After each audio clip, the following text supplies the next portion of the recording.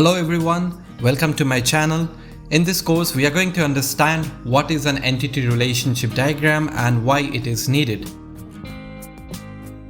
Suppose you want to set up your business online. It can be anything, an e-commerce website, an online music store, or an Ayurvedic med shop. Let's take an example of an e-commerce website. How do you think the popular e-commerce website stores millions of information and keeps a track of their products, orders, customers, and all other information? Now, where do they store all these millions of data? All this data are stored in the database. Now, you must be thinking about what is database.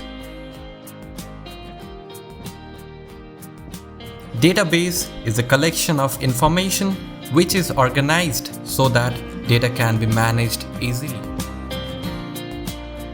So with the help of database, your life becomes much easier from a cluttered and unmanaged system to a well-defined managed system. Let's consider an online music store having millions of data like album, artist, songs, etc. Now there is a lot of information in the database that interacts with one another. However, it is very difficult to keep a track of how these data are related and becomes more difficult once your business starts expanding. For this reason, a database engineer needs a better way to visualize and understand how these elements or objects interact with each other.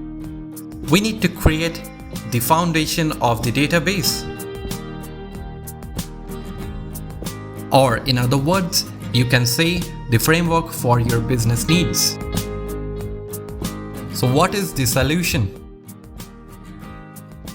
To visualize this, the engineers build entity relationship diagrams or ER diagrams.